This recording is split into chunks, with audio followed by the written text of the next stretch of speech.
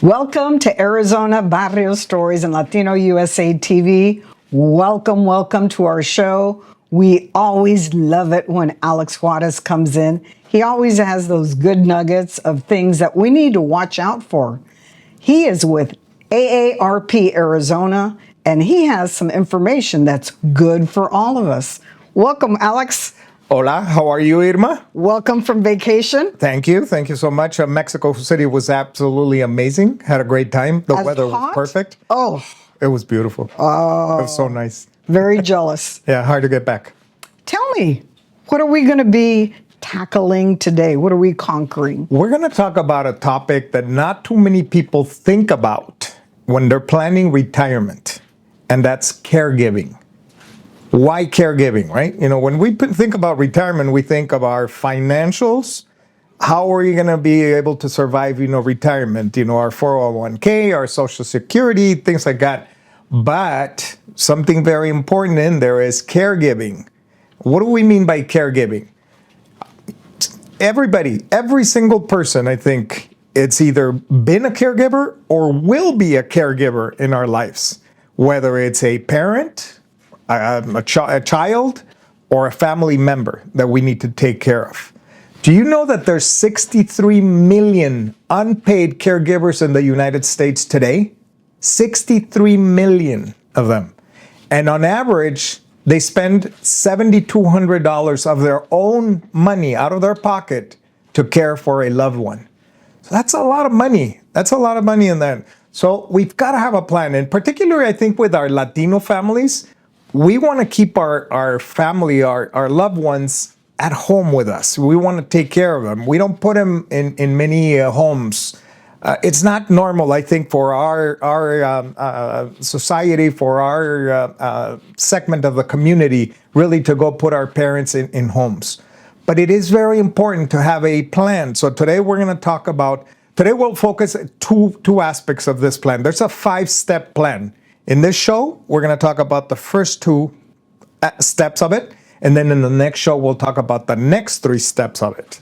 But I've heard it said that we are in a sandwich generation. Yes. Sandwich meaning we're taking care of our elders and we're taking care of our kids. So absolutely. We're doing dual jobs. That is correct, exactly. And we have to teach our kids, that hopefully one day they will be able to take care of us as well.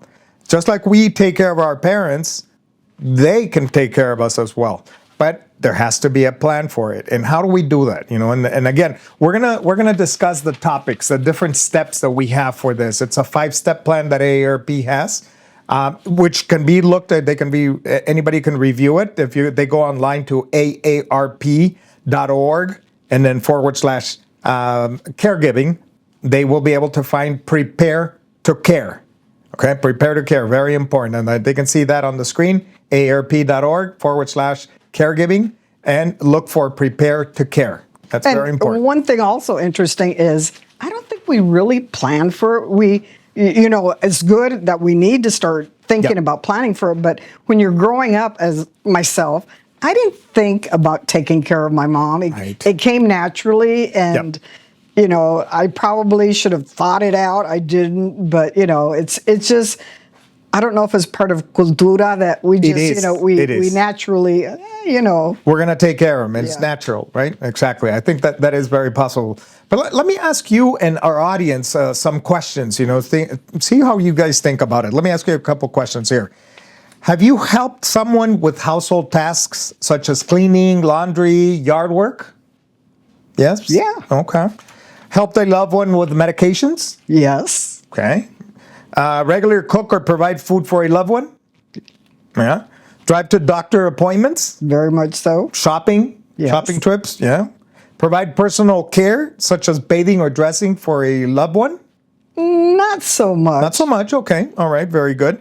What about making with finances, helping with paying bills? Yes. All right. That's another important one. Provide emotional support and companionship. Yes. Yes. If we answer to those questions, yes, it means that we are caregivers.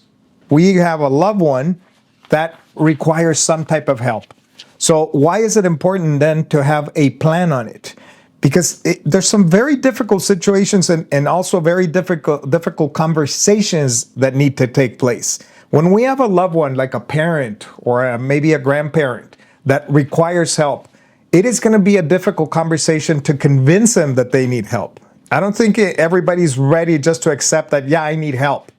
We need to have those conversations. So I think the first step is to have a plan, to have a conversation, just to talk to the loved one. One thing very important with the caregivers, super important here. There's so many different aspects of the caregiving journey. I mean, we already talked some of these. You've got so many balls all up in the air. We're juggling so many different aspects of the caregiving journey. And sometimes the caregiving journey can be pretty lonely. And it can be, very frustrating at times. So we need to ask for help. We definitely need to be asking for help from other loved ones on that. So we are going to have the steps of caregiving, which is the first one will be to start the conversation. Have that initial conversation with the loved one. Let's say that, right now we're going with the issue with my mother-in-law. She is needing some caregiving. All right. She was diagnosed with breast cancer. So we're having to take her to the doctor. We've had conversations. How are we going to take care of you? My wife has really stepped up to be the main caregiver, but she can't do it by herself. So we have that conversation with my mother-in-law. We gather all the details about how we're going to create this plan, how we're going to take this journey of caregiving, and we share it with her. It's very important to have that conversation with that loved one, and that person needs to be a part of it. Even if it's a person that probably has, that may have Alzheimer's or dementia, but it's still very important to bring him on into the conversation and have him be part of that.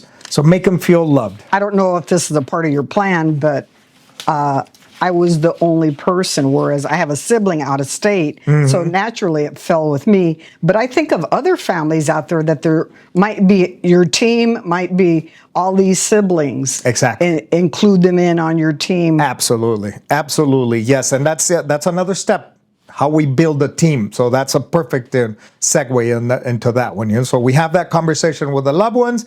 We start making the plan on it. Then what else do we do? We've got to start then, after having the conversation, we're going to be talking to the team. You're going to be forming that team. In your case, you're by yourself. You don't have more family members that can help you. So you've got to find other people that can come and assist you in this planning.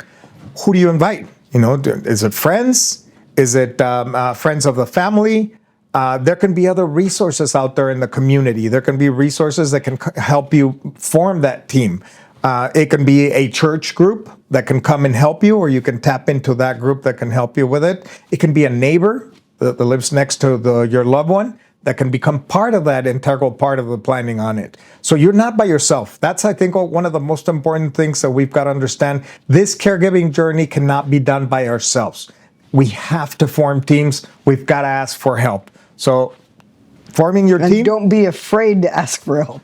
Oh, absolutely. Absolutely. That's critical on that. Very critical to do that. Ask for help on that one. So in the next segment, when we come back, we're going to talk about three other steps that we'll be talking about. So in the first two steps, remember, the first one is start the conversation, bring in your loved one, talk to them, make them feel comfortable, make them understand that they need help. And sometimes there's gonna be sometimes that person will say, absolutely not, I don't need the help. We're gonna be butting heads, right? Well, guess what? We've got to continue having that conversation. It may be a different way, just starting the conversation. So, hey, what do you think? I've been thinking about doing some planning, retirement planning. What do you think about it? Get that person involved in the conversation, I think, is really critical on that one. And then bringing in the rest of your team to form your plan. So again, in the next segment, we'll talk about the next three steps. I am looking forward to it. I'm thinking now about my daughter. Does she ever wonder about me? So good topic. Absolutely. Good topic. Absolutely. Thank you, Alex. And I can't wait for the next time. Thank you. Appreciate it.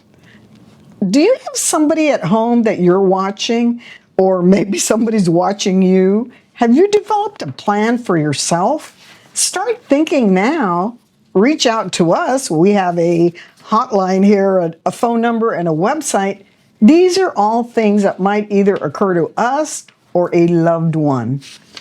As usual, this is Irma with Alex Juarez with AARP Arizona, bringing you topics that we feel that you're going to need.